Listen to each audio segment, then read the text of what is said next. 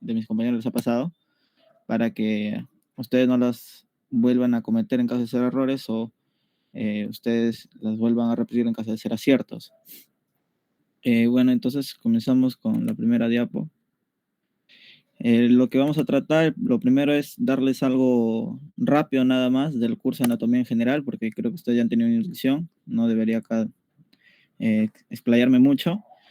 Sus clases teóricas van a ser en un auditorio, creo que lo saben. La hora depende bastante del doctor, como ya les había dicho su delegado, podría ser a la 1, a las 7 de la mañana, depende bastante del doctor. Lo que sí o sí, sí es que siempre se da y que ustedes van a tener la clase allí con un doctor asignado según su sílabo, el cual el delegado debería hablarle con anticipación para que vaya a dictar la ponencia. Las clases de los doctores, sus diapos que usan, la verdad, todas son sacadas de internet, todas son sacadas de videos de YouTube. No es que tengan mucho texto, no es que les vayan a ayudar, no son sus diapos de BMC, no son sus diapos de genética. Este curso no tiene diapos. Si ustedes quieren estudiar con diapos, pues les digo que no van a conseguir nada bueno. Eh, los docentes que dictan las clases, bueno, en realidad, como son doctores, doctores de verdad, doctores que ejercen la carrera, no son como tal profesores, o sea, no te dan una buena clase teórica, no te saben a veces explicar bien las estructuras, las descripciones, a excepción del doctor Ríos Caro, que sí de verdad es como tal, creo, un profesor, que sí te sabe explicar, sí sabe cómo llegar al alumno, pero los demás, creo que con excepciones por ahí, no sé, también del doctor Miranda, a ver, quizás por ahí, los demás son doctores, doctores como tal, doctores clínicos, no son profesores, entonces no te dan una buena clase teórica tampoco. Y lo último que les quería mencionar es que el curso en realidad es anatomía. Anatomía es descripción. Anatomía es describir, es detallar la morfología de cada estructura. Eso es anatomía como tal. Pero el curso hace varios años ya ha cambiado, ya no es tanto así. Ahora el curso ya no se basa tanto en, ya yo me sé todas las características de este hueso, entonces por lo tanto en mi examen de huesos voy a tener 20. Ya no se basa tanto en eso, se basa más en la importancia que tienen las estructuras que ustedes van a ver a lo largo de sus unidades. Una frase que se me quedó muy marcada cuando roté con el doctor Miranda fue, yo le hice una pregunta, ¿no? De una estructura o algo que no había entendido de un libro, y el doctor me dijo, ¿cuál es su importancia clínica? Y pues yo no supe qué decirle, ¿no? Porque no lo había leído, le dije, creo que no tiene, le dije, porque nunca le había leído alguna importancia clínica a esa estructura. Y el doctor automáticamente me dijo, entonces no sirve, no vale la pena estudiarlo.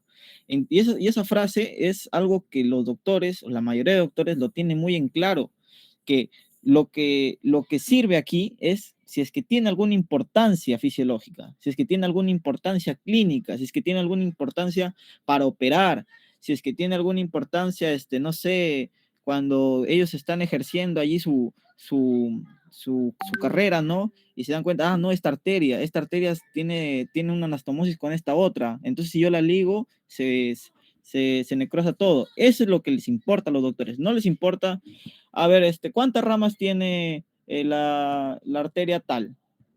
De esas ramas, ¿cuántas ramas más? De esa rama, ¿cuál es la rama de la rama de la rama de la rama? Eso ya no, eso ya ha cambiado hace muchos años. Eso ya no es, la anatomía ya no se estudia así. Al menos en esta universidad ya no se estudia la anatomía así, ya no importa tanto eso.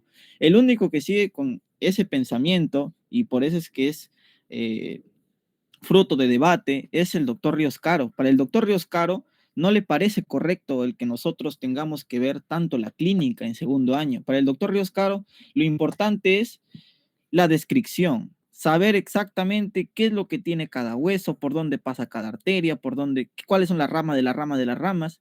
Para el doctor Ríos Caro, eso es lo importante. Pero como ya les digo, es 1 contra 7, porque todos los demás son clínicos. Todos los demás son clínicos. A excepción del doctor Miranda, que es el doctor, creo que mejor maneja tanto la clínica como la parte descriptiva. El doctor Miranda es un doctor de verdad. muy bueno, es muy bueno el doctor Miranda. No sé si me deje mentir mi compañera Luciana, que también ha tratado con el doctor Miranda, es el doctor que más sabe, es el doctor que más sabe. Si ustedes creen que le van a poder engañar porque dicen, ah, yo leí el texto, a ver, voy acá a comprobar a ver si es que el doctor lo ha leído. Van a fallar en el intento. El doctor les va a gritar y los va a callar. Va a sacar al toque quién ha leído y quién no ha leído. Les va a hacer una pregunta, no van a saber y los va a jalar. Entonces, el doctor Miranda es el doctor que más domina las dos partes. Es el que no descuida ni la descripción ni la parte clínica. Los demás son uno para ambos lados. Entonces, siguiendo las prácticas, hay 8 mesas, son 2 grupos A y B, rotan con 6 doctores de 8. Los horarios de la práctica, según el sílabo, son de 2 a 6, pero cuando rotan con el doctor Arma se darán cuenta que eso no es para nada así, porque lo cita a la 1 de la tarde, si no me equivoco, de lunes a viernes. Entonces el doctor Arma no respeta nada, la verdad. Algunos doctores disecan y enseñan, como hay doctores que no asisten, y como hay doctores que sí asisten, pero no pisan el anfiteatro. Hay de todo, de verdad, van a encontrar de todo. Cuando ustedes roten, se van a dar cuenta de que cómo quisieran estar con la rotación que han tenido hace rato, cómo quisieran ya pasar de rotación. Luego, algo que les recomiendo, ¿no? Es que si algún doctor, sea el que sea, lo ven por allí, ¿no? Y tienen cierta práctica, pídenle que diseque, pídanle que diseque, porque lo más probable es que quizás luego ya no venga, o quizás luego ya no esté, o pase algo y ya no ven, y ya no lo encuentren en el anfiteatro, y es muy importante que ustedes disequen, es muy importante que el doctor les enseñe. ¿Por qué? Porque de eso les va a venir su práctico. El práctico les va a venir de cada estructura que ustedes encuentren en el anfiteatro. No les van a sacar ahí algo tramposo, ¿no? Para que no hagan las preguntas. Todo lo que les señale el doctor es lo que viene. Y las preguntas no son complicadas, las preguntas son, la verdad, estructuras básicas. No es que les pregunten la rama de la rama de la rama. No, son preguntas básicas las de su práctico, ¿no? Sino que a veces se dificulta porque, no sé, a veces el cadáver está medio seco, ya como que no se ve las estructuras, o a veces la muestra no está muy buena, o a veces como que no está bien señalado el hilo, bueno, un montón de cosas que les puede pasar, pero las preguntas en realidad son básicas, las del práctico. La exposición de casos clínicos, ya no voy a dar mucho detalle acá para avanzar, simplemente cada grupo, o sea, cada mesa se le asigna un caso clínico y lo va a tener que exponer, y de todas las exposiciones se les toma un examen de 10 preguntas, el cual vale el 10% de su promedio de cada unidad. Los exámenes teóricos tiene 40 preguntas, es elaborado por el doctor. Cada docente en realidad envía preguntas, pero el coordinador al final elige cuáles coloca y cuáles no. Acá hay algo muy importante que es una fija que les voy a dar, es que siempre que los doctores mandan preguntas para el coordinador del curso es un dolor de cabeza, porque los doctores siempre mandan preguntas desordenadas y el doctor tiene que estar arreglándolas. El único que manda preguntas ya ordenadas con todo y formato es el doctor Ríos Caro. Por eso es que siempre eligen sus preguntas.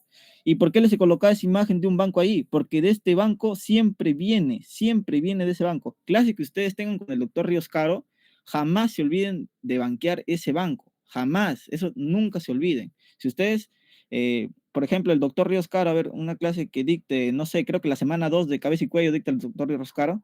Si ustedes no revisan ese banco, están dejando ir una gran posibilidad de unas 5 o 6 preguntas que podrían estar ahí copy y pega. Pero como también puede ser que no elijan sus preguntas, así que es muy variado. Las preguntas, la mayoría, la verdad, son funcionales o clínicas y muy pocos son descriptivas. ¿Quién manda las descriptivas? El doctor Ríos Caro. El único banco que nunca falla, bueno, es el que estoy mencionando ahí. Los casos clínicos, bueno, ya les dije, ¿no? Viene de las diapos de las exposiciones. El práctico, 10 preguntas en el anfiteatro. Siempre 8 preguntas son de muestras o el cadáver y 2 preguntas son de radiografías o tomografías en todo caso, dependiendo de la unidad. Siempre pedirle al coordinador que les fundamente las claves en vivo. Quiere decir que luego de que termine el examen, pedirles ahí, tal cual como se dejó el examen, pedirle al doctor que les diga, a ver, esta clave sí esta clave sí esta. ¿Por qué? Porque hay muchas ambigüedades que ustedes pueden reclamar. Bueno, yo creo que el doctor Miranda No sé la verdad si sea tan justo, o sea, porque el doctor Minada sí es un poco cerrado, pero al menos cuando rotábamos con el doctor Guzmán sí tenía eso que era muy justo. Si el doctor sabía que se había equivocado, sí te daba, o te luchaba, o tú lo podías luchar hasta el final. Tú le podías decir, no, doctor, sí estaba mal señalado, y el doctor te hacía ver que tú le demuestres que de verdad estaba mal señalado. No es que se cerraba, no le decías, no, no, ya te equivocaste, ya fue. El doctor Guzmán tenía eso que era muy justo. Luego, bueno, esa es la recomendación que les doy, que les pidan al momento de terminar el examen las claves al doctor. Luego, como ya les había mencionado, ¿no? Las estructuras que ustedes van a ver son muy clásicas, son muy clásicas. Tranquilamente les puede venir de nuestro examen práctico del año pasado, les puede venir las 8 o las 10 preguntas de nuevo, porque son muy clásicas las estructuras, son muy clásicas. Por ejemplo, nervio vago es muy clásico. Nervio vago les aseguro que este año les va a venir de nuevo. No sé, las vértebras también son muy clásicas, los agujeros o los huecos de la cabela también son muy clásicos. Entonces son estructuras que sí o sí les va a venir año tras año. Y por último, es un consejo que les doy, es que siempre miren bien lo que está amarrado, siempre miren bien lo que está amarrado y siempre miren bien el número de la tablita. ¿Por qué? Porque a veces este número de la tablita puede variar. Y por ejemplo, a veces la primera muestra que se pone, a veces tiene como número de tablita 2 y la que sigue recién es la 1. Ha pasado eso que, que a veces la primera tablita era la 2 y luego era la 1. Entonces eso generaba como que un desorden entre las claves y luego cuando querías corregirlo ya te desesperabas y ya perdías tu práctica. Entonces siempre deben mirar el número de la tablita y todavía más, con más énfasis, qué es lo que señala el hilito que agarra la tablita. A ver, luego acá les he colocado la semana mortal, que la llamo así, ¿no? Porque van a tener una exposición de casos clínicos de 8 a 11 los lunes. Luego pueden tener a las 2 ahí mismo exposición de casos clínicos, los grupos que faltan, o también se puede pasar al siguiente día, el martes, en la mañana. Luego el miércoles tienen un teórico, luego el jueves tienen el examen de casos clínicos y el práctico, y luego el otro lunes empiezan con la siguiente unidad. Así es constantemente, no van a parar 6 unidades. Ahora, les quería acá explicar a qué me refiero yo con anatomía descriptiva, anatomía clínica, anatomía topográfica, que quizás ahorita para ustedes estos términos sean nuevos, pero con estas diapos ya más o menos van a saber a qué es lo que me refiero. La anatomía descriptiva es la que les había dicho, la anatomía como tal, es la que da el mínimo detalle de la morfología de cada estructura. Te describe que este hueso tiene como que una, este, una cisura por acá que pasa de anterior a posterior, que pasa justo por esa cisura pasa un nervio, que pasa por encima, que está cubierto por un músculo.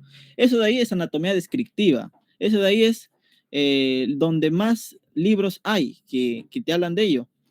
Entonces, esa anatomía es la que, yo les decía, ¿no? Que el doctor Ríos Caro es la que defiende que esa anatomía es la que se debe enseñar, que esa es la anatomía que corresponde a segundo año.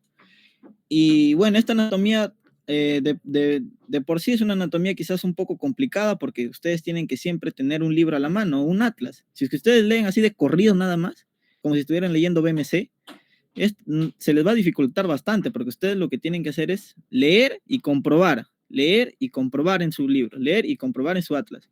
Si ustedes no hacen eso, van a volar y es como si estuvieran solo memorizando, memorizando, memorizando cosas sin saber ni siquiera qué son. Y peor aún, cuando llegue su práctico, sabrán un montón de cosas, pero no sabrán ni siquiera dónde están. Entonces, esa es la anatomía descriptiva. Ya, esto es un defecto de la anatomía descriptiva, ¿no? Que como la anatomía descriptiva ha ido actualizándose con el pasar de los años, cada estructura ha ido cambiando de nombre. Y por ello es que hay algunas estructuras anatómicas que tienen muchos nombres. Por ejemplo, el canal inguinal o el ligamento inguinal, perdón, tienen ligamento inguinal, ligamento falopio, ligamento poupar, ligamento femoral. Tiene hasta 4 nombres esa estructura. Y tú no sabes, por ejemplo, te pueden decir el ligamento poupar, y si tú no sabes que ese es el ligamento inguinal, estás perdido. Por ejemplo, el doctor Miranda le llama ligamento poupar. Ligamento falopio es un nombre más antiguo todavía, pero quizás lo pueda llamar así el doctor Rioscaro. Entonces tú a veces no sabes con cuál de las etimologías te están hablando. A veces puede ser muy antigua, más actual, depende mucho del doctor. Luego, la anatomía clínica es la anatomía que les gusta a todos los demás doctores. Es la anatomía un poco más sencilla, es la anatomía que, bueno, no es que sea tan sencilla, ¿no? Sino que se basa en la función y en la importancia. Y ahí les había puesto, ¿no?, la frase del doctor Miranda: si alguna estructura no tiene alguna importancia, simplemente no vale la pena estudiarla. Los que rotan con el doctor Miranda sí o sí tienen que leer al menos algo de clínica de cada estructura. Por ejemplo, no sé, el páncreas, ya, me podrás describir todo el páncreas, de configuración externa, interna, relaciones, todo. Pero si no me dices cuál es una importancia clínica del páncreas, entonces no vale lo que expones, porque para el doctor Miranda lo importante es que tú le des una aplicación clínica. O no sé, la arteria esplénica, le podrás describir todo de la arteria esplénica, todas sus ramas, todas sus relaciones, todo, absolutamente todo. Pero si no le das una importancia clínica de la arteria esplénica, no vale tampoco. ¿Sí? Tienes que darle algo clínico siempre cuando rotas con el doctor Miranda. Eh, Luego, la anatomía topográfica es la anatomía que te habla por regiones, no te habla por sistemas, te habla por regiones. Por ejemplo, te dice la región axilar, la región inguinal, la región glútea, la región crural, y te habla todo por regiones, no te habla por sistemas. Es interesante leerla, la verdad. A mí me gustaba leer anatomía topográfica, especialmente del Rouvier. El Rouvier tiene, ya cuando les hable de libros, verán que les voy a decir que el Rouvier tiene un apartado que es de pura anatomía topográfica y tiene un apartado que es pura anatomía descriptiva. Y les recomiendo leerla con el doctor González, esa anatomía, la anatomía topográfica. Lo que deben tener cuidado es que el doctor Miranda, como ya les había mencionado, es el único doctor que te maneja las tres tipos de anatomía. Al escuchar tu exposición si tú ves que le estás floreando, al toque te calla y al toque te pone cero. Al toque, es inmediato, él se da cuenta de todo, él te está escuchando siempre. Acá hay más o menos preguntas que he colocado, que más o menos para que tengan una idea cómo son las preguntas de cada una de las anatomías. Por ejemplo, la anatomía clínica, miren cómo plantean las preguntas clínicas. Niño de 10 años de edad sufre caída de un árbol y fractura de la porción inferior del húmero izquierdo. ¿Cuál de los siguientes nervios tiene una relación estrecha con el húmero y es más probable que se haya lesionado? La anatomía clínica tiene que no es necesario que ustedes sepan tanta descripción. Simplemente sabiendo lo básico, ustedes son capaces de responder una pregunta de anatomía clínica. Siempre y cuando ustedes se basen en la importancia. Siempre y cuando ustedes se basen en la importancia. Es decir, de un músculo, ¿qué es más importante? ¿Su inserción o su acción? Su acción. ¿Por qué? Porque si ustedes sufren un trauma, van a dejar de hacer cierta acción. Entonces, lo más importante es la acción. Entonces, si ustedes estudian preferentemente inserciones que acciones, cuando lleguen al locomotor, les va a costar bastante cuando les coloquen preguntas clínicas. Y la acción siempre va relacionada con inervación, porque un músculo no se mueve si no tiene inervación. Bueno, lo mismo, ¿no? Acá les he colocado diferentes preguntas para que ustedes se den cuenta más o menos cómo son preguntas clínicas y miren cómo son las preguntas descriptivas. Son características del radio. Por su extremo inferior es más largo que el cúbito. En su longitud es menor que el cúbito. Su caría articular tiene inclinación dorsal. Se articula distalmente con el semilunar. Son preguntas que quizás obviamente alguien que ha leído su lataría, su texto, los va a responder sin problemas, pero son más memorísticas. Son más memorísticas. Y así, cada una de estas son así, preguntas memorísticas, son preguntas descriptivas. En cambio, la anatomía topográfica te habla más de regiones. Miren, la piel de la región del muslo está inervada por las ramas de él y te da acá las claves, ¿no? Te habla de la región del muslo. Te dice, el agujero ciático menor representa una vía de entrada hacia y te da respuestas de pura región, de pura región. Entonces, esas son las diferencias en los tres tipos de anatomías. A ver, antes de pasar a la bibliografía, quisiera saber si hay alguna pregunta o algo que no me haya dejado entender. Me gustaría que participen.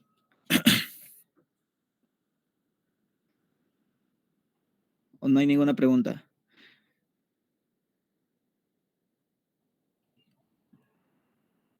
Ya, entonces creo que seguimos. Eh, la bibliografía y los materiales de ayuda. Yo acá he clasificado los libros de una manera quizás que es propiamente mía. Yo les he clasificado de acuerdo a cómo yo los he sentido al ir leyéndolos. Eh, y también de acuerdo a su contenido, obviamente, ¿no? Por ejemplo, acá, libros descriptivos totalmente, ya ustedes ya saben ya qué es un libro descriptivo. Son estos tres: el Testit, el Rubier y el Atariet. Esos tres son muy descriptivos, son muy descriptivos. El Testit ya es excesivamente descriptivo, son 4 tomos de como 1000 páginas. Topográficos, hay un Testit que es el Testit topográfico, y hay otro que es el Rubier, que es el mismo libro, ¿ah? Sino que el Rubier en sus 4 tomos tiene parte descriptiva y parte topográfica, parte descriptiva y parte topográfica. Así que el Rubier es como que tiene de ambos. Ahora, clínicos, ¿a qué me refiero que son clínicos? No es que no tengan nada descriptivo, sí tienen, pero tienen muy poco. Su importancia o lo que ellos ofrecen no es tanto la parte descriptiva, ellos ofrecen más su parte clínica. Ellos tienen como que cuadritos, muchos cuadritos tienen, donde los ofrecen así patologías, obviamente patologías que tengan que ver con lo que ustedes están viendo, con la anatomía. Entonces, esos libros clínicos ayudan demasiado sus cuadritos, ayudan mucho sus cuadritos. A mí me gustaban mucho los cuadritos del Moore, del Gray. Este Snell que están viendo acá es el Snell clínico, porque este Snell de acá se me fue acá, no era para colocar al Snell. Este es un Snell más topográfico. Debería ir acá debería ir el Gray. Pero estos tres que están viendo acá, el Gray, el Snell, el Pro, esos 4 al menos son libros clínicos. Son libros clínicos, tienen cuadritos donde te describen una patología en referencia a la anatomía que estás viendo. El Pro es el libro que te da, el único libro creo que te da tablas, que te resume, por ejemplo, dice ya, músculos a ver de la pierna, y te pone todo ahí una tablita bonita donde te da inserción, origen, inervación, acción. El Moore también te da esas tablitas, el Snell también, pero las que más me gustan son las del Pro. Son las que más me gustan, sus tablitas. Entonces, estos libros son clínicos, como les he dicho. Hay libros de disección, que son libros donde ustedes van a encontrar muestras así de cadáveres, que son el Yokochi, el Gray de disección y el Macmillan. Son libros donde ustedes ven cadáveres reales. Bueno, el que tiene mejores fotos me parece que es el Yokochi con el Macmillan. Los Atlas, el Nether, el Prometheus, el Atlas del Gray, el Sobota, el Grand. El Atlas del Sobota es de verdad, me parece un Atlas muy bueno. El Nether también, bueno, ya creo que todos lo conocen. El Prometheus tiene imágenes muy didácticas junto al Atlas del Gray. Son imágenes muy didactas. En cambio, el Sobota siento que tiene imágenes como que más reales. Siento que es como si tuvieran ahí un muerto al lado, prácticamente, el Sobota. Y el Gran tiene prácticamente una recolección de todas las imágenes del muro. Bancos, acá están los 2 bancos que van a necesitar quizás para practicar sus preguntas clínicas. En neuro hay más libros. Acá les he puesto alguna descripción para que ustedes luego cuando tengan la diapo lo puedan ver. Estos 2 libros son en anatómicos, pero no se centran tanto en la anatomía. A pesar de que son anatómicos, no se centran tanto en la anatomía, se centran más en lo funcional, en la relación de las estructuras del encéfalo, en la relación de la médula espinal con el puente de Barolio, por así decirlo. Se centran en eso, en las vías. Esa es su principal función de esos libros. Tienen muy poca anatomía.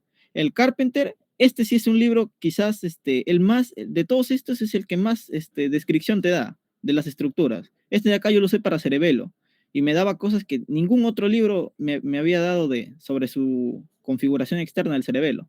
El Snell es muy básico, pero lo bueno que tiene el Snell es su parte clínica, hasta tiene preguntas muy buenas. Y el Afifi es prácticamente el dios de lo funcional, tiene demasiado funcional el Afifi, y no tiene casi nada descriptivo. O sea, si ustedes quieren aprenderse, no sé, todas las cisuras, todos los giros del cerebro, y leen el Afifi, no van a encontrar nada, no van a saber nada. Entonces, ese libro es netamente funcional. Y también su lectura a veces es un poco compleja. Bueno, acá hay que avanzar, los neuroatlas, el Nether de ciencias, bueno, esto de acá que también ya les he mencionado anteriormente. Material de ayuda, los dos que van a encontrar sus videos, este de acá es un ecuatoriano, el de acá es venezolano. ¿Por qué los digo los dioses de los que no les gusta leer? Porque prácticamente hay algunos que con un video nada más van a clase. Con uno de sus videos va a clase y con esos videos se exponen. Su bibliografía base del primero es el Testit. Lo resume muy bien este pato. Yo he visto algunos videos. No he sido de ver muchos videos de él, pero los pocos videos que he visto es que usa el Testit, porque yo una vez leí el Testit y luego vi su video y era tal cual, de cuenta, me estaba leyendo el Testit. No sé si lo hará, pero el Testit es su bibliografía base.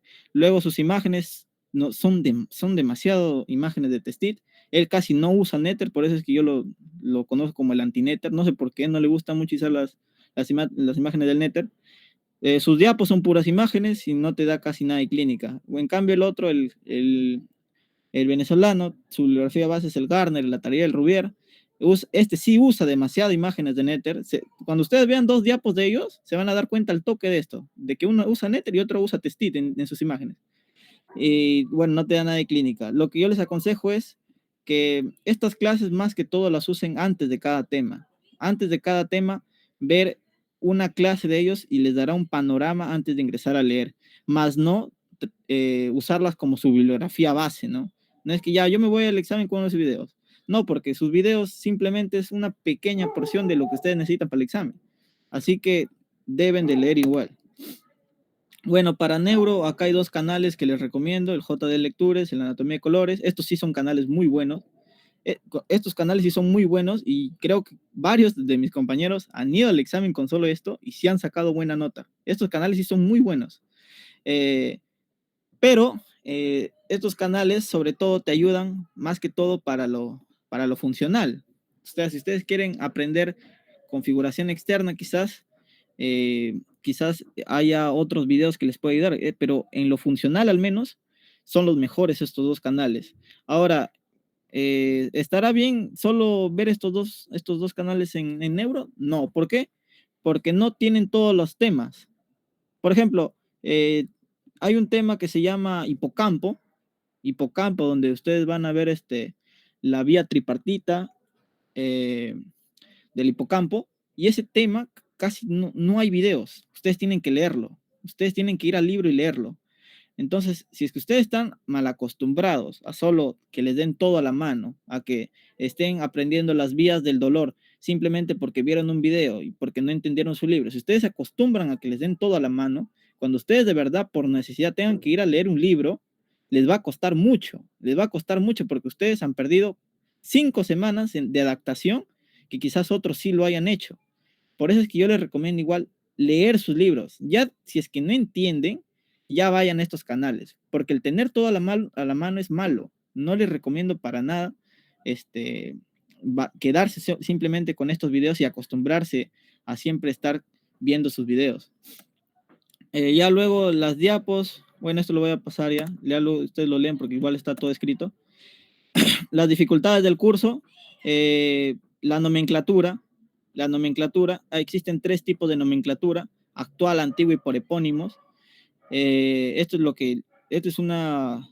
algo que yo me he ido dando cuenta, ¿no? A lo largo de las unidades. Por ejemplo, miren, acá les he puesto un pequeño ejemplo para que se den cuenta de esta problemática. Existe entre nuestras costillas, tenemos 3 músculos llamados los intercostales.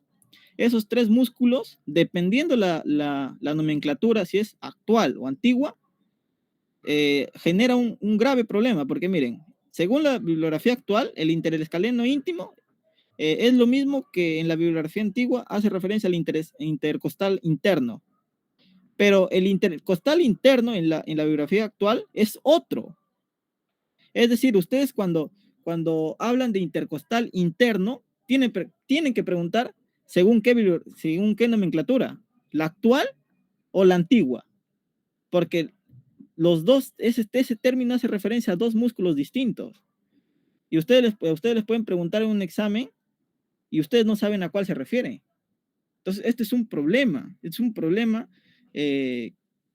es un problema del curso, el tener hasta 3 bibliografías. Por ejemplo, acá el otro, existe un nervio del miembro superior que se llama, según la bibliografía actual, el nervio torácico largo, pero en la bibliografía antigua lo llaman nervio respiratorio, pero también tiene un epónimo, nervio de Charles Bell. Hasta 3 nombres tiene una sola estructura, hasta 3 nombres. El siguiente problema son las variantes. Ustedes al leer su libro y ver la práctica, se van a dar cuenta que muchas cosas no coinciden. Y esto es en gran medida gracias a las variantes, ¿no? Porque las variantes anatómicas son las que generan estos cambios en lo que dice el libro y en lo que van a ver en su muerto. Por ejemplo, comúnmente la vena porta, no sé si ustedes ven acá lo que estoy señalando, es la vena porta, se forma por la confluencia de la vena mesentérica superior y un tronco que se forma por la vena mesentérica inferior y la vena esplénica. Eso es comúnmente, todos los libros lo definen así, pero en nuestro cadáver no era así. En nuestro cadáver tuvimos esto, que eran las 3, llegaban juntas y formaban la vena porta. Es decir, si ustedes no tienen en consideración las variantes, ustedes acá en su práctico tranquilamente pueden volar y pueden tomar a esta vena como otra. Entonces es muy importante que ustedes tengan en consideración las variantes. Ahora, acá hay algunas anotaciones que creo que, por ejemplo, la primera ya les he dicho, no hay diapos para el examen, no hay diapos para el examen. Y si es que ustedes tienen alguna duda sobre la anatomía descriptiva, muy pocos doctores la van a poder resolver porque la mayoría son clínicos. Solo el doctor Ríos Cal y el doctor Miranda quizás la puedan resolver. Existen muchos libros, cada uno con cosas muy interesantes, y leerlos todos es una tarea muy complicada, ya que también tienen más cursos, dentro de ellos histología. Centrarse en un solo libro, si ustedes creen que es avanzar, centrarse en un solo libro no es avanzar. ¿Por qué? Porque ustedes siempre se van a chocar con una piedra que les dificulte leer. Entonces, siempre para ustedes poder subsanar, ¿no?, algo que no entienden, la mejor ayuda es otro libro.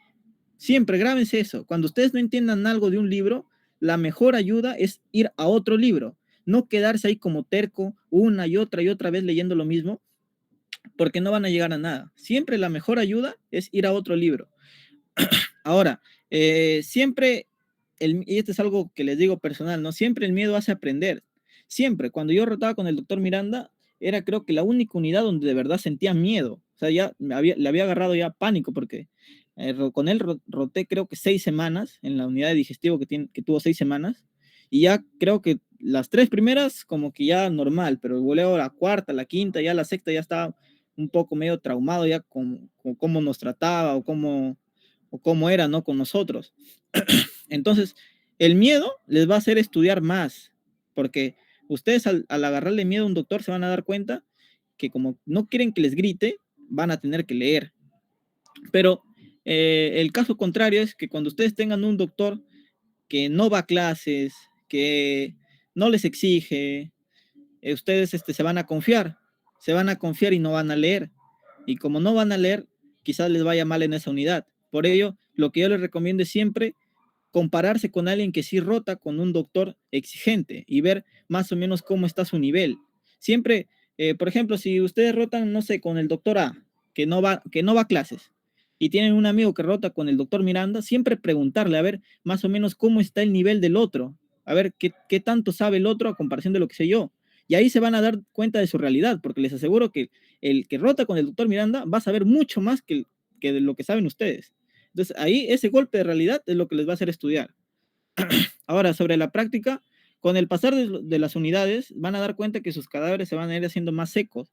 Por lo tanto, va a ser más difícil poder encontrar las estructuras. Eso va a dificultar mucho en su examen práctico. Por ello es que yo les aconsejo, ¿no?, que siempre pidan de un doctor que les señale todo, lo que ven. Y eso prácticamente, todo lo que les señala o todo lo que hayan disecado y que haya podido encontrar el doctor, es lo que les va a venir. Porque si ustedes no disecan, no hacen nada en su práctica, y el doctor simplemente cuando llegue el examen práctico ve un muerto que está ahí prácticamente como nuevo, dice, no han disecado, entonces diseco yo y yo les planteo mis preguntas. Ahí va a ser su fin. Porque si ustedes disecan y le dejan al doctor ya ahí todo listo para que señale, eso les va a venir. Pero si no hacen nada, les va a colocar cosas que ustedes no han visto. Ahora, ya con esto termino. Las recomendaciones para cada unidad.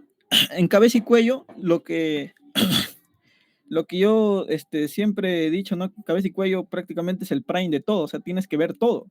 Tienes que ver huesos, articulaciones, músculos, inervación, irrigación. Aquí esta es la unidad donde ves todo. Lo único que no ves son órganos, porque en cabeza y cuello no hay órgano, a excepción de la glándula tiroides, que prácticamente no viene. Pero en esta unidad es donde ves todo. Ahora, yo siempre recomiendo este orden porque este es el orden que yo considero correcto, ya que si ustedes leen primero huesos, articulaciones y músculos, esto es lo que a ustedes les va a ayudar a que cuando lleguen a una arteria o un nervio, sepan y se ubiquen rápidamente. Por ejemplo, cuando ustedes lean la descripción de un nervio, les va a decir, el nervio llega a este lugar, luego da la vuelta por este músculo, luego pasa por encima de este hueso, pasa debajo de este otro músculo, luego pasa superficial a la fascia, luego pasa encima de la articulación. Así les va a describir el nervio y la arteria es lo mismo. Entonces, si ustedes no saben de qué músculos les está hablando, de qué características tiene cierto hueso, las articulaciones, van a volar, no va a servir de nada que ustedes lean eso, van a sufrir demasiado y esa no es la idea. Entonces, lo que yo les recomiendo es siempre ir en este orden. Jamás empiecen por acá, jamás, jamás. Es solo que ustedes pierdan su tiempo. Ahora, lo más preguntado siempre es inervación y irrigación. Casi nada preguntan de huesos. Y más bien, las preguntas que hacen de huesos no son de cada hueso individualmente. Si ustedes creen que les van a preguntar las características del hueso temporal, pues ya desde ahorita vayan grabándose que eso no les van a preguntar. A ustedes les van a grabar, les van a preguntar lo que se llama el cráneo en general, los huecos del cráneo, sus orificios, qué pasa por esos orificios. Eso es lo que ustedes les van a preguntar, no las características de cada hueso como tal. Y ahora, siempre ustedes de cada músculo, y esto es lo que quizás cuando yo empecé a estudiar anatomía no sabía, es que de cada músculo siempre ustedes tienen que saber 6 cosas. Inserción, origen, relaciones, irrigación, inervación y acción. Siempre ustedes tienen que saber 6 cosas de cada músculo. Y las 6 son muy importantes. La inserción con el origen a veces lo toman con el mismo nombre. A veces lo toman con el mismo nombre, pero no quiere decir que sea lo mismo. Las relaciones siempre es importante porque a veces hay preguntas de relaciones. A veces te preguntan, ¿no? ¿Qué nervio es el que pasa o atraviesa, por ejemplo, qué nervio es el que atraviesa el músculo coracobraquial? Es una pregunta clásica de locomotor y es una pregunta quizás de relaciones. O encima de qué músculo pasa tal nervio. También son preguntas de relaciones. Relaciones es la manera ustedes cómo lo ven frente a otra estructura. Por ejemplo, ustedes pueden decir, ya, yo me encuentro al costado de Mariela. Ya, bueno, este nervio se encuentra al costado de esta arteria. Esas son relaciones. Y irrigación, inervación. Y por último, nunca se olviden de estudiar las acciones. En neuro, lo que yo les digo es que nunca, nunca se olviden de esto, que en neuro hay dos por así decirlo, dos variantes, que es lo clínico, o perdón, lo funcional y lo descriptivo. Y ninguno tienen que descuidar. Lo descriptivo lo van a encontrar en sus libros que han ido leyendo, por ejemplo, en cabeza y cuello. Por ejemplo, para que ustedes vean la configuración externa de cerebelo, quizás su Latariel les ayude mucho. Bueno, yo no leí Latariel, pero leí el Carpenter, pero sé que en el Latariel es muy descriptivo y sé que el Latariel les va a ayudar mucho para eso. Pero si ustedes quieren ver cómo se relaciona el cerebro con el cerebelo, pues ahí el Latariel no sirve de nada o sirve muy poco. Ahí sí sirven sus libros de neuro como tal.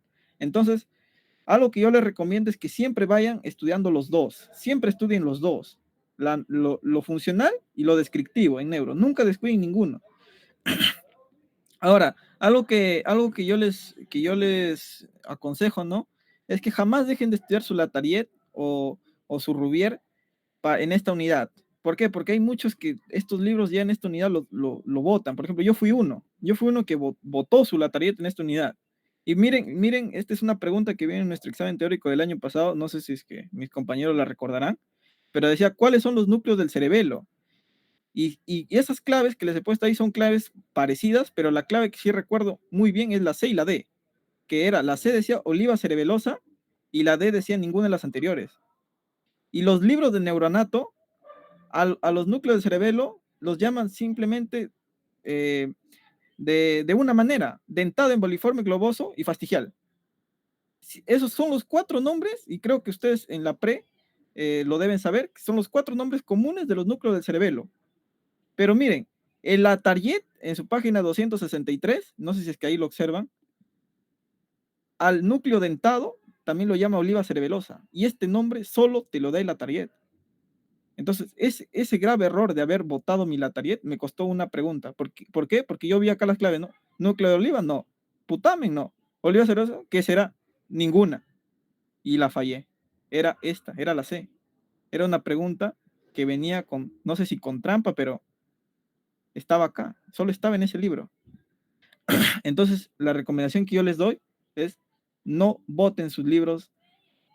O no es que los voten, ¿no? Sino no los abandonen, sus libros descriptivos. Léanlos igual, porque algo les va a ayudar. Por ejemplo, para irrigación del encéfalo es una maravilla lo que te describe la Atariet. Ningún otro libro te describe tan bonito las arterias como el Atariet en irrigación del encéfalo.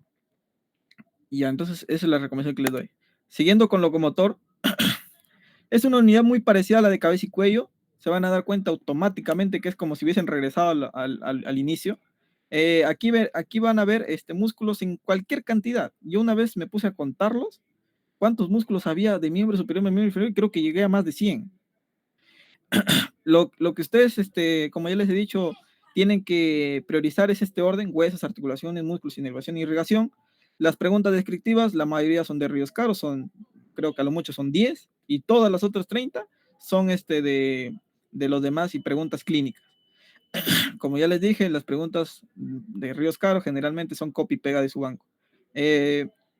Siempre deben estudiar los dos miembros por igual, ya que ustedes no saben obviamente qué les va a venir, pero siempre la mitad es miembro superior y la otra mitad es miembro inferior. Así que el que ustedes estudien a muerte uno no quiere decir que ya tengan 20 o que les va a ayudar para el otro miembro, porque los miembros son muy diferentes ambos.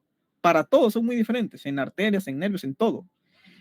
Curiosamente, en nuestro teórico solo recuerdo una pregunta de inserciones de músculos y el resto eran clínicas. Esto es lo que ya les había dicho, ¿no? No importa tanto rayarse con las inserciones, sino importa más la acción, porque la acción es lo que importa. Los doctores clínicos siempre ven qué es lo que importa, y lo que más importa es la acción y la inervación. Las inserciones, ¿no? Eso de ahí es, creo que, lo último que ustedes deberían memorizar. Y es lo que menos preguntan. Miren, solo una pregunta hubo de inserción, que fue de Ríos Caro encima. Así que con el banco lo sacaban. Y por último, este es algo que me di cuenta, ¿no? Que es esta unidad es la que mayor errores trae respecto al libro, Atlas y Atlas Virtual. Es la que mayor errores trae. Yo tengo acá unas notas que iba haciendo, ¿no? Respecto a esta unidad, de todas las contradicciones que encontraba.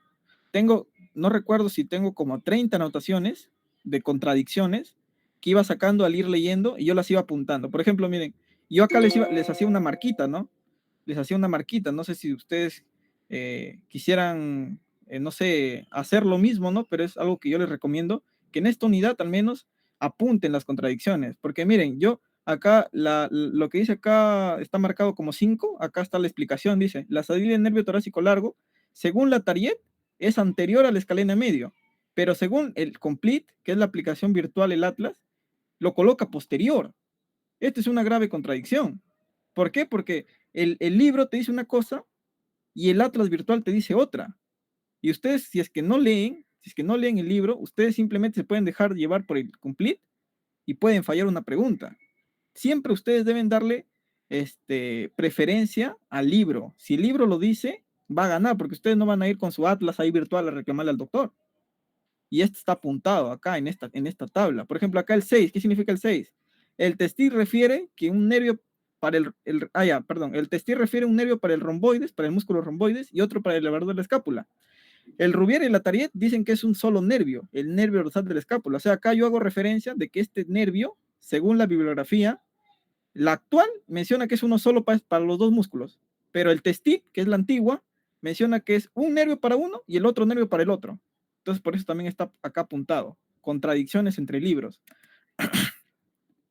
En la unidad de cardiorrespiratorio, la primera semana que es tórax, se van a dar cuenta también que es una unidad parecida a la de locomotor, porque también tiene huesos, tiene articulaciones, tiene músculos, tiene inervación, tiene irrigación. Es prácticamente lo mismo de locomotor, pero cuando ya lleguen a respiratorio, que es la segunda semana, ya se darán cuenta que cambia ya la cosa. ¿Por qué? Porque en respiratorio ya ustedes ven órganos, ya ven otras cosas. La fija de respiratorio es laringe. De laringe les van a venir sí o sí unas 5 preguntas. Sus cartílagos, las inserciones de los cartílagos, las funciones de los cartílagos. Esto es muy importante, lo último, ¿no? Las funciones de los cartílagos, de los músculos también de la laringe, muy importante, porque los músculos son al final los que hacen mover a los cartílagos. Entonces, luego, en pleura y pericardio, que es acá algo, un consejo que yo les doy, hay mucha descripción de pleura y pericardio. No sé por qué hay hojas de hojas de hojas que describen pleura y pericardio. Y la verdad, no les va a servir para nada leer esas descripciones. En lugar de invertir su tiempo leyendo esas hojas, deberían leer sus aplicaciones clínicas de esto, que eso sí les va a servir.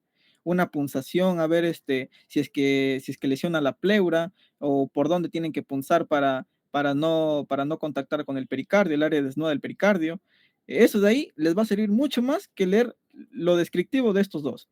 Luego la irrigación funcional del pulmón, que cuando ustedes lleguen a esa unidad y vean esta diapositiva, se van a dar cuenta que tengo razón. La irrigación funcional es un total mareo, no van a entender nada, nada, nada de las arterias bronquiales, que esta arteria, la apical, que esta pasa por delante, por atrás, es un total mareo esto de acá, y se van a dar cuenta que ni las imágenes coinciden, y también que esto no preguntan.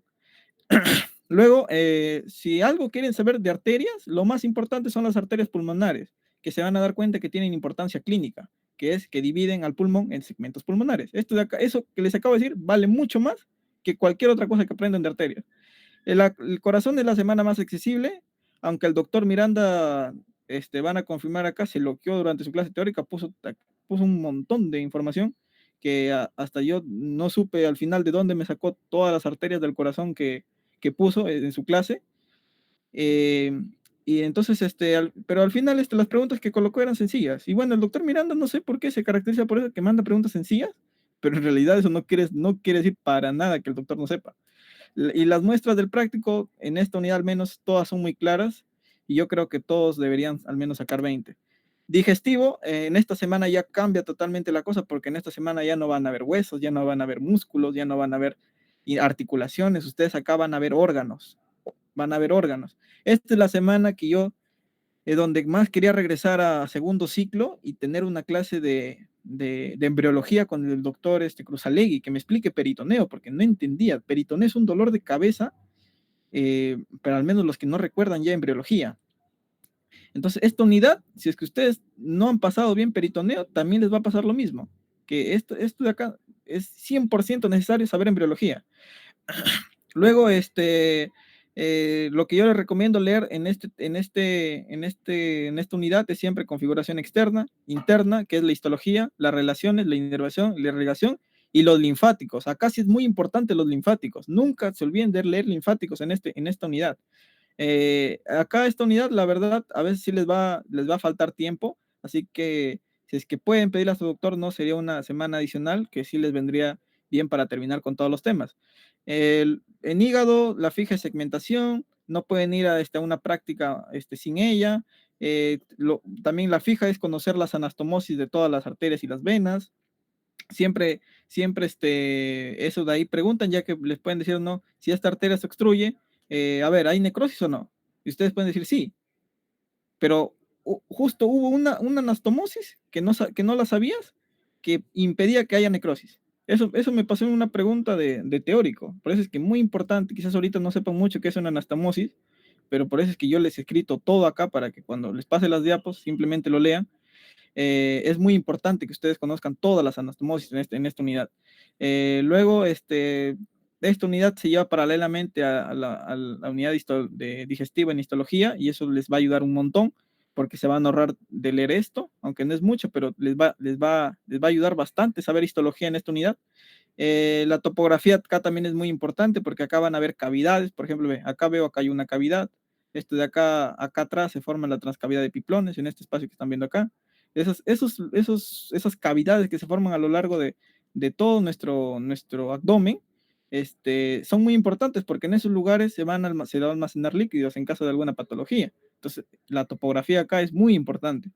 Y es la unidad donde mayor cantidad de variantes van a encontrar.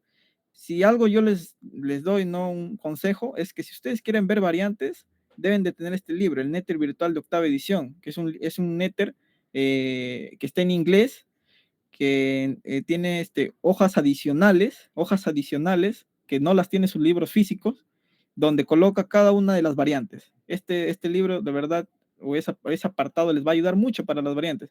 El Prometheus también te pone variantes y la tarea del TESI también te ponen variantes. Y por último, ya con esto termino, que es la unidad urogenital. Esta es la unidad quizás más accesible junto a la cuarta. El único tema rebelde que yo encuentro en esta unidad es en reproductor femenino, los ligamentos. Es un dolor de cabeza. Cuando ustedes recién se ponen a leer los ligamentos, es un dolor de cabeza, la verdad, porque no se entiende nada. Siempre de cada órgano también igualito que la unidad anterior, configuración externa, interna, que es la histología, relaciones, inervación, irrigación y linfático, no se olviden.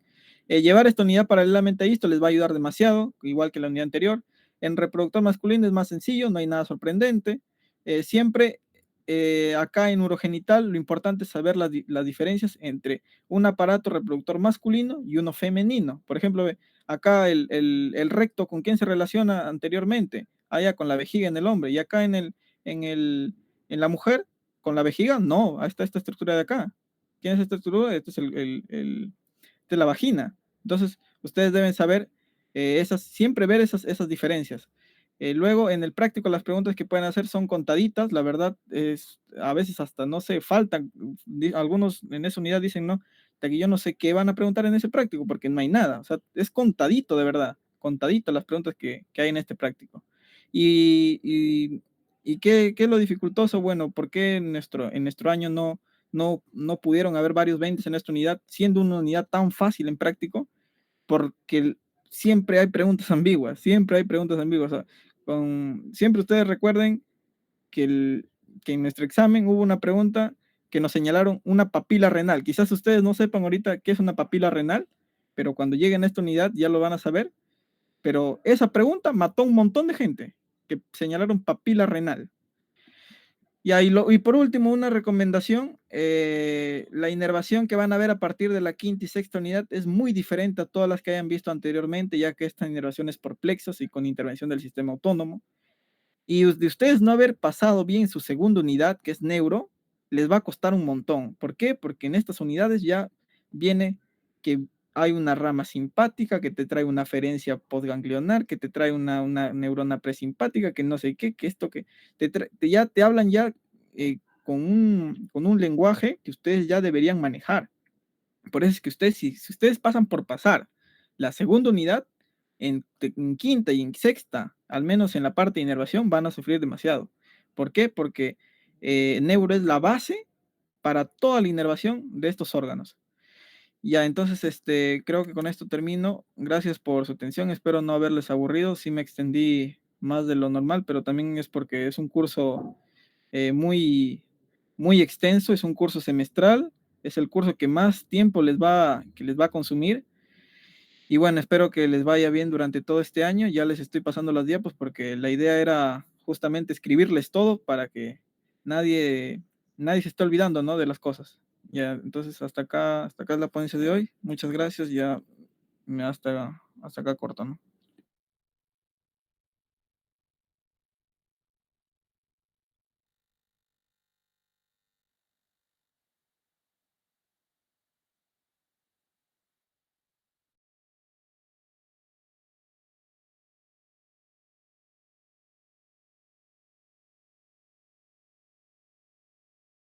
Buenas tardes, chicos. Sí, ahora comparto mi pantalla.